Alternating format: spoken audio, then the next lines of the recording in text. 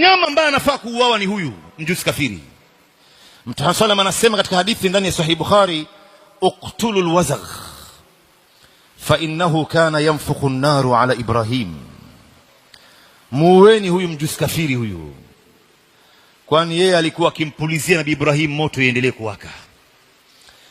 Sasa Mtume sallam ameeleza katika hadithi nyingi kuhusiana na huyu mjusi kafiri, ingawa hatuna nafasi ya kuelezea hapa, lakini miongoni mwa hadithi ambayo imo ndani ya Sahih Bukhari wa Muslim, Mtume anasema man qatala wazghan fi awwal dharba lahu 100 hasana, mtu yoyote atakayemuua mjusi kafiri kwa pigo ya mwanzo atalipwa thawabu 100.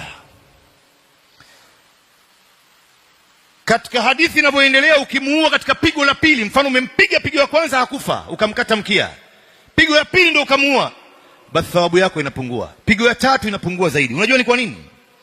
Ni kwa sababu ukimuua na pigo ya mwanzo umemsahilishia maskini, wama arsalnaka illa rahmatan lilalamin, umemsahilishia na yeye. Lakini leo wanasayansi na madaktari wamekuja kujua huyu mjusi namna anavyowaua watu duniani. Hata serikali ya Australia imetenga mabilioni ya dola kupambana na huyu mjusi.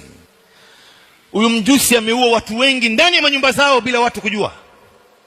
Huyu mjusi mfano ametumbukia ndani ya sufuria ya mchuzi ambaye mwanamke anakoroga, anapika mchuzi au chakula aina yote ile, akatumbukia mle ndani bila kuonekana, akakorogwa mpaka mwisho akapotea, kwa sababu ile moto ya ile mchuzi mfano ikaifanya isagike. Yeyote atakayekula hiyo chakula atakufa. Ndio unaona unasikia watu wamekwenda kwenye harusi, wamekwenda kwenye kilio, wamekula chakula cha harusi, wamekufa wote. Wamekuja kugundua kumbe ni mjusi, watu hawana habari. Huyu mjusi akija usiku akaramba kwenye mswaki yako, mswaki umeitundika juu ya ukuta hapa, akaramba hapa ile, wewe asubuhi ukaamka ukatia dawa bila kuiosha, ukapiga naye, hapo hapo utakufa. Na akipita kwenye sabuni ambayo unaogea wewe, sabuni yako akapita tu, ile ngozi yake ikagusa ile sabuni, wewe ukachukua sabuni bila kuiosha ukaoga naye, inasababisha kansa ya ngozi. Kwa nini Mtume aseme huyu auawe huyu? Ndio unamuona Bi Aisha radhiallahu anha alikuwa na kigongo ndefu ndani ya nyumba ya Mtume akiwawinda hawa mijusi. Kwa hivyo wewe yote ambaye anaishi na mijusi haya apate kujua anaishi na